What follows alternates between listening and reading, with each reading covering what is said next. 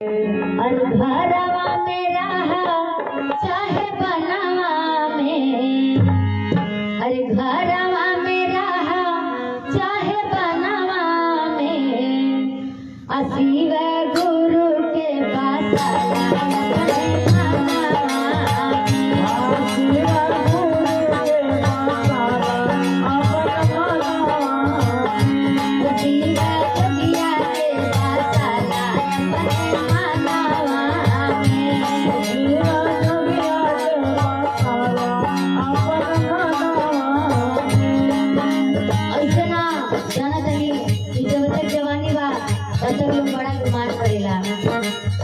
कि अपने आगे केहू के जोड़ेला ना। माई दादा के लोग आजकल ना जोड़त हुआ आई सब से बात हुई है कि जे अपने माता पिता का बात माने, सब कुछ माने, आई अपने माता पिता के तरह रहा। अब कितना लोग आजकल इस समय में बाना कि अगर माई दादा एक बात बोलत हो तो लड़की में 4 बात बोल देते हो, तो ऐसा ना होके के चाहिए। बाटे जवानी का कराना गुमान हो, बाटे जवानी का कराना गुमान हो, हरे के साथे पाए कहीं पे कान हो, हरे के साथे पाए कहीं पे कान हो। जाना चली इसे सबके पतावा सबके वही जाए के बाद, चाहे वो पाप करे, चाहे पुण्य करे, चाहे अच्छा करे, चाहे बुरा करे, चाहे वो इंसान हो चाहे वो जानवर हो, जाए कि सबके एक जगह बात।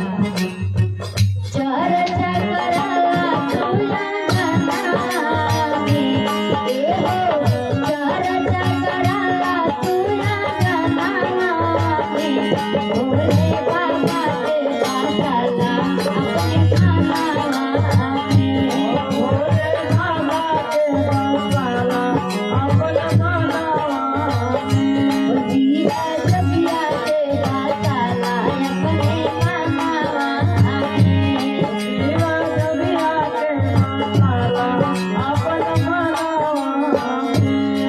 जब तक जवानी में गुमान नहीं करे तो चाहे भाव भक्ति भजन बोली, कितना लोग कहला जब से जवानी बा, जब बुढ़ाई जाए तो उठापन होला भी तब भाव भक्ति भजन कर जाए। लेकिन जाना तनी जब बुढ़ाई जाए तो का भई कहीं गठिया प्यार उपरा जाए तो कमरिया दर्द करे लगी, तो अखिया से कम दिखाई ले देवे लगी, कानों से कम सुनाई देवे लगेला। एह नाते जब से भगवान मन में बस जा तब से भजन करे के चालू कर दे। कहाँ से कि बुढ़ापा के जगले बात करे तो समय चलता कि कब के चल देतबा कोनो पता नहीं थे। ई कलयुग में संकट टूटी टूटी महाल बनावाला, संकट टूटी टूटी महाल बनावाला। पूरा जीवन एक रुपया इकट्ठा कैले मिला जाला, घर द्वार बढ़िया बनवा दे तने पूरा परिवार संजो देली।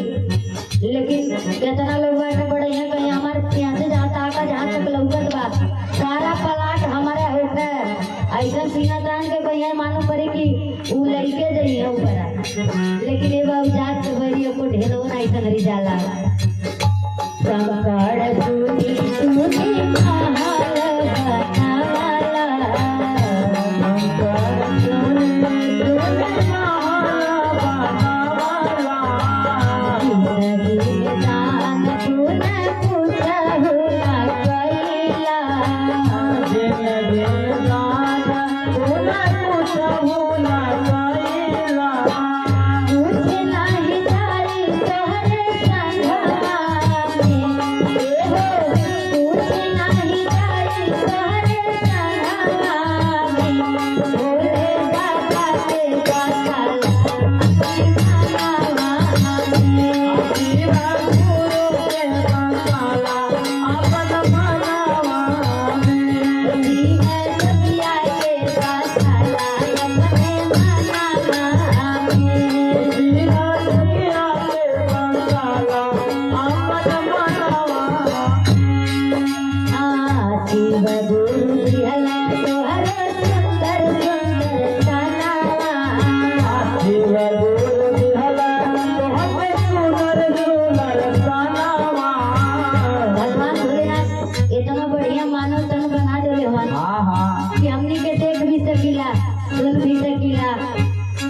भिकार कहीं ओकरा के कोई भी सकीला, भगवान भोलेनाथ के भजन कोई सकीला, हाँ नाच केवल हमनी के कोई सकीला, उ सब जानवर पशु ना कोई सकीला।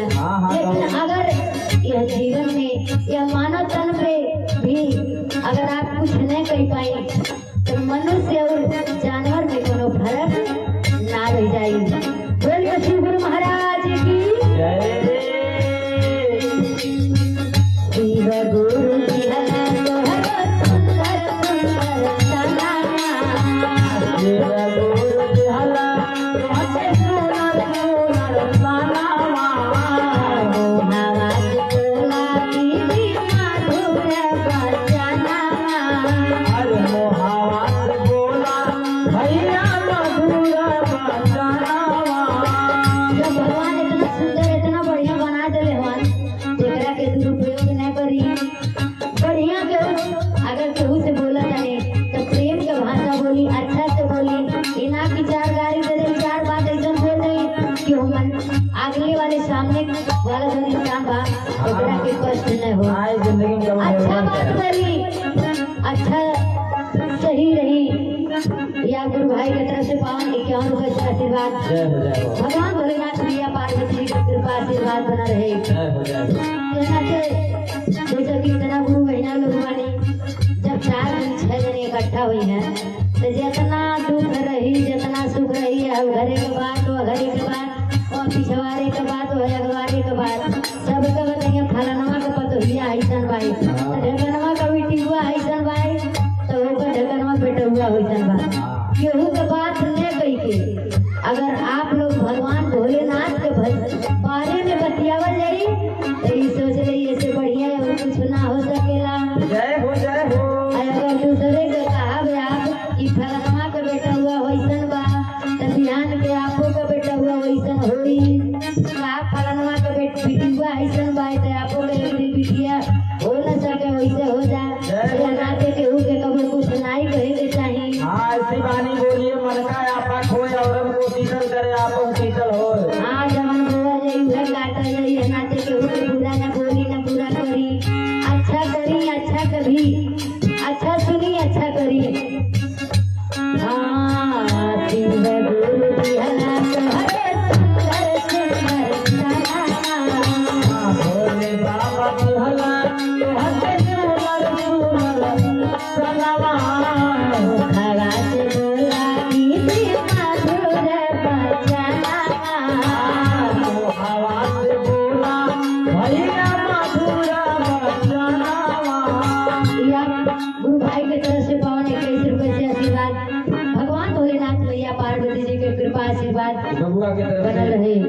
11 रुपए का पावन अरदास भगवान के लड़ करे और कहे के बाद यही ना तो मीठा बोली बोली तब का होई, जब मीठा बोला जाए आप लोग अच्छा बोला जाए तो का होई, दया बरसी तोहरे अंगना में, ए हो दया बरसी तोहरे अंगना में, पिया सैया के पाताली अपना माना में। आशीर्वाद दुनिया के पाताली अपना माना में।